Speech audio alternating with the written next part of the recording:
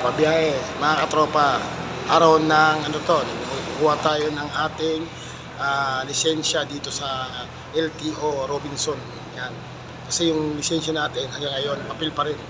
Kaya tinatry natin makuha na natin ngayon yung ating plastic ID card. Yan. Yan o. Yan mga katropa ko. Yan o. Napila tayo dito. Hindi ko alam ba't nakapila pa ako dito. Alam ko, releasing niya akin. Pero wala tayo magagawa mga katropa. Ganyan talaga. Sabi nga, kung ano yung sabihin nila, yun ang gagawin natin. Alright, diba? Kuha tayo ng ating plastic na driver's license. Ganda ng buhok ngayon, mga tropa.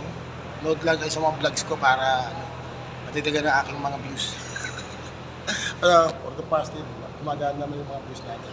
Alright, dito tayo sa Robinson office ng LTO office sa Robinson dito sa Metro East.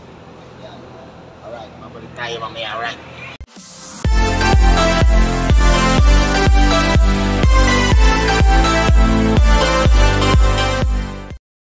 Yan mga katropa, nakuha na natin yung ating lisensya. Ayun. Ito, nakuha ko na oh. Yan, hindi na ako pumila mga tropa. Tagal natin nantay ito. Diba, kalahin mo? Nakailang balik tayo dito sa LTO Robinson para makuha lang natin ito. Ayan ha. Ayan mga katropa. Plastic na yung ating ID. Ayan, nakuha na natin. Sa wakas, matapos ang matagal na panahon, tayo nagkaroon. Nakailang balik na tayo dito mga katropa. Master, mga kasabi mo na, may lisensya na ako. Ayan. Pwede na years na? Oo, siyempre 20 years nga ilalagay dyan. Kasi wala, hindi na ako nagdadrive eh. Ayan mga tropa, tuwan-tuwa siya. Nainggit siya kasi 10 years siya sa akin. Kasi ano to eh, re-request ko nga dapat na 20 years kasi hindi yung 33. Saan? Tama. Isang taon na nga ito bago nakuha eh.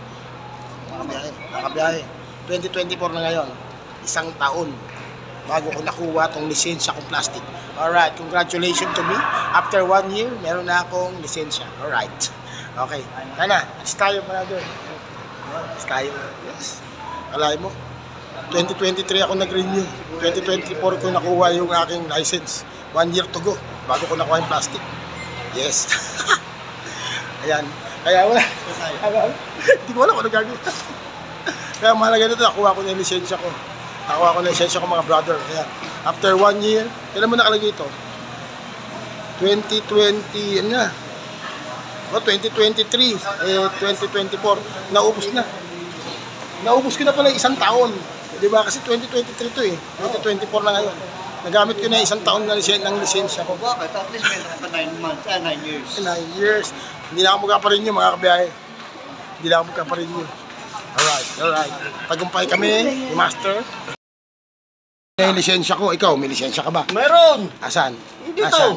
Ano? Hindi pa nakuha ID. Anong lisensya mo? Oh, papel pa lang. Papel, walang kwenta, peke. Peke yan. Peke yung lisensya pag papel. Nasa yung papel niya. Ikaw, anong lisensya mo? Anong lisensya mo? Konsensya po, konsensya. Papel ka din? Konsensya, wala rin siya. Dalawa na silang nag-drive na wala ditong konsensya. Kwenta mo na kasi yan. Napagod ako pagkuha ko ng lisensya ko sa LTO. Tapos pinapagod na pa ako pag-antay dyan sa ano mo.